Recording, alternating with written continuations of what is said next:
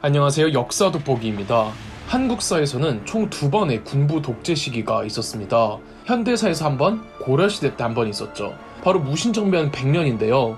대체 고려는 어쩌다 군부 독재 시절을 거쳤고 고려시대의 군부 독재는 또 어떤 식으로 전개되었을까요? 오늘은 고려시대 군부 독재를 시작한 고려시대의 군부 쿠데타, 바로 무신 정변에 대해 설명드리겠습니다.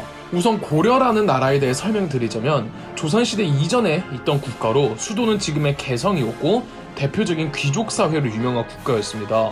국가의 지배층과 고위직은 전부 유력 가문 출신의 귀족들이 독점하며 사회의 모든 시스템들이 상류 귀족들을 위해서 작동하던 국가가 고려였죠.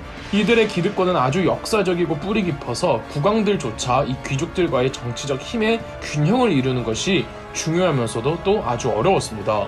고려의 여러 국왕들이 문벌 귀족의 폐쇄적 사회와 권력을 경계하고 있었죠. 이 중 고려의 17대왕 인종은 처음엔 문벌 귀족들을 내분시키려고 했지만 잘 되지 않자 군부를 정치적으로 육성하기로 합니다.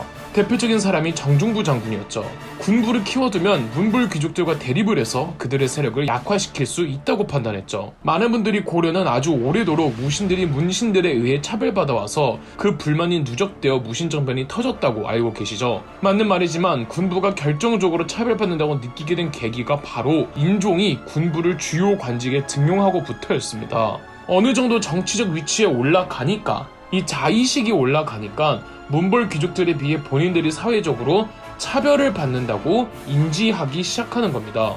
한 번은 김부식이라고 당대 고려에서 가장 잘나가는 문벌 귀족 가문 출신이 있었는데, 이 김부식의 아들 김돈중이 정중부 장군의 수염을 불태우며 깔깔거리는 일도 있었습니다. 정중부 장군이 김돈중에게 대노하며 정중부가 김돈중에게 욕을 하며 손찌검도 합니다. 이 이야기를 들은 김부식이 감히 우리 아들을 건드리냐며 정중부를 처형시키자고까지 주장하고 인종이 여기에 순응을 하던 겁니다.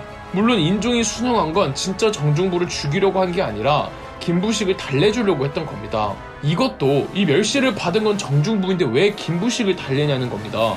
이 일화만 봐도 얼마나 문신들이 무신들을 낮게 봤는지, 그리고 국왕조차 결국은 문벌 귀족의 시선을 무시할 수 없다는 걸 알 수가 있죠. 군부 육성은 인종의 아들이었던 18대왕 의종까지도 이어지는데, 의종은 고려의 대표적인 남군으로 허구한 날 사치스럽게 놀기 바빴습니다. 의종은 무신을 대우해주는가 싶더니 인종처럼 문신과 무신 사이를 중재도 못해주고 오히려 무현 발언에 동조하는 모습까지 보였죠.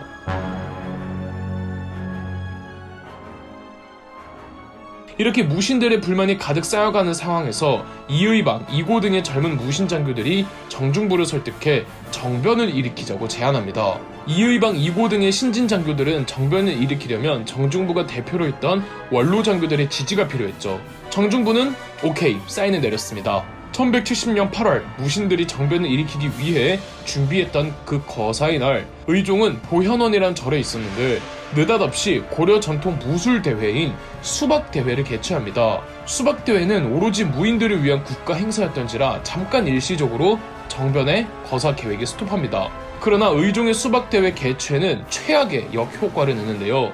이 수박대회에서 노쇠한 몸을 이끌고 수박대회에 참전한 원로 장교 이소흥 장군이 경기를 하다가 나이 때문에 몸이 지치자 경기를 포기하는데, 갑자기 술에 취한 한례라는 문신이 한심하다면서 이소흥 장군의 뺨을 후려갈긴 겁니다. 이를 보던 정중부가 불같이 화내자 의종은 오히려 정중부를 말리며 정중부에게 쓴소리를 했다죠. 도저히 참을 수 없던 그날 밤, 정중부, 이의방, 이고, 이른바 무신정변의 트로이카라고 불리는 세 사람이 정변을 일으켜 보현원에 있던 문신들을 죽이고 의종을 납치합니다. 그리고는 개경으로 치고 들어가 개경에 있던 관료 50여 명을 살해하고 정권을 탈취하죠. 1170년의 군부 쿠데타, 일명 무신정변이었습니다.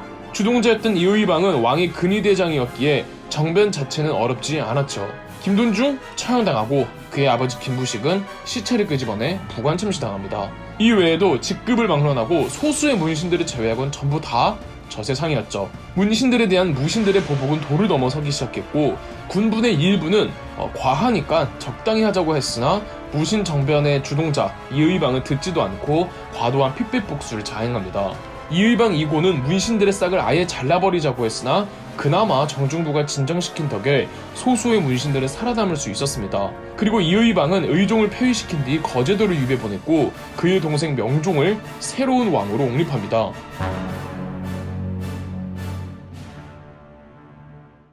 군 스타급 장군들이 회의하던 군사 회의기구가 이 중방이라고 있었는데 무신 정변부터는 고려의 공식적인 조정은 유명무실화되고 모든 고려의 정치는 이 중방에서 이루어지게 됩니다. 무신 정변 트로이카, 이의방, 이고, 정중부 세 사람은 연이은 관직 승진과 겸직으로 막강한 권력을 누리는데 이 중 원로장교였던 정중부는 무신 정권의 상징적 존재로 있었고 실질적인 진두지휘를 도맡은 행동대장들은 최초의 무신 정변 기획자 겸 주동자였던 이의방, 이고, 쌍두마차였습니다. 이고는 본디 왕실 근위대의 장교였으나 무신정변 이후 대장군까지 승진합니다. 이의방도 왕실 근위대 소속으로 이고와 같은 근위대였으니 함께 거사를 도모했던 것이었고 역시 이고와 동일하게 무신정변 이후 대장군이 되지만 이의방이 이고보다 조금 더 잔인하고 대담하고 무모했습니다. 그러다 보니 상대적으로 이의방이 이고보다 튀었고 정중부가 적극적으로 권력에 개입하지 않으려고 하다 보니 실질적인 1인자 자리를 두고 이고와 이의방 사이에서 신경전이 벌어진 겁니다. 이고는 이의방 몰래 종교계에 영향력을 행사하려고 했으며 1171년 아예 이의방을 제거할 요량으로 거짓 연회를 기획하고 여기서 이의방 암살 계획을 세우는데 내부 고발자의 고변으로 이의방에게 정보가 새어 나갔던 겁니다. 이의방은 궁궐 밖에서 몰래 숨어 있다가 이고가 궁궐에서 나올 때 철퇴로 이고의 머리를 쳐서 이고를 죽여버립니다. 이렇게 이의방이 무신 정권기의 첫 독보적 중방의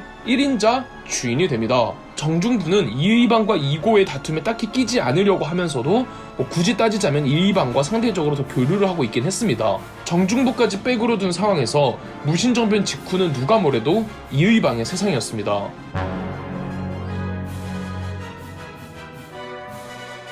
1173년에는 김보당이라고 원래 문신이었는데 의종의 잘못된 정책을 비판하는 쪽이어서 무신정변 이후로 문신임에도 살아남을 수 있었습니다. 그리고 동북면 병마사라는 중요 직책에 임명되기도 하죠. 동북면 병마사는 고려의 군사지역으로 동계라고 불리던 곳의 총책임자 겸 이 지역의 한한 군 통솔권자였습니다.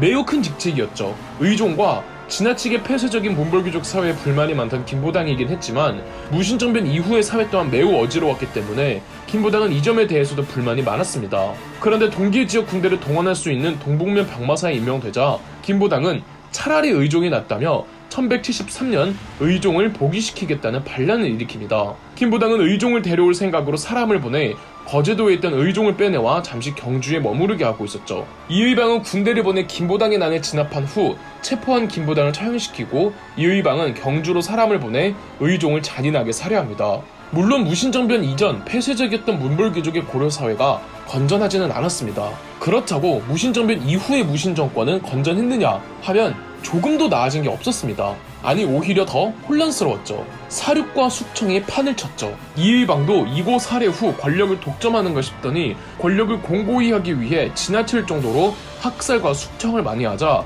점점 군부 내에서도 지지도가 하락하고 있었습니다. 문신들뿐 아니라 정치적 경쟁자라고 생각하면 같은 무신들도 숙청했거든요.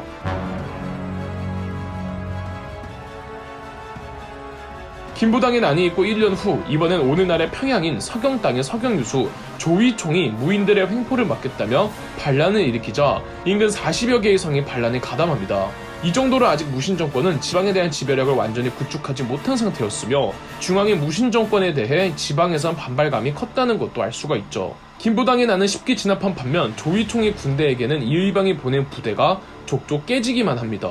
조이총은 개경 근처까지 오는데 성공하지만 이번엔 이의방이 직접 군대를 이끌고 나가 승리하여 조이총은 다시 서경까지 후퇴합니다. 이의방은 서경성을 포위하는데 조이총이 버티기로 시간을 끌자 추위의 보급이 원활하지 못했던 이의방은 별 수 없이 개경으로 후퇴해야만 했죠. 이의방은 군대를 거듭 서경으로 보내지만 성과는 없었고 조이총이 계속 버티면서 안 그래도 군부 내부적으로도 이미지가 안 좋은 시점에서 조이총의 난을 진압 못하고 있는 이의방의 입지가 많이 약해집니다.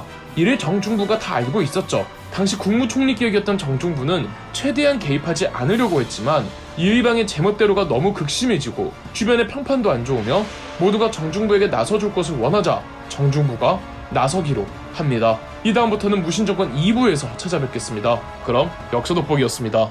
영상 재미있으셨다면 구독과 좋아요, 알림 설정까지 해주시면 감사드리겠습니다.